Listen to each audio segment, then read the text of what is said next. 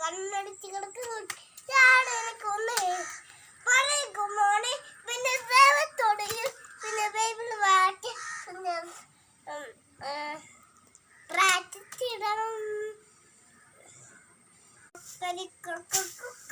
കരുണാമയനെ പാട്, കരുണാമയനെ. അത് വേണം.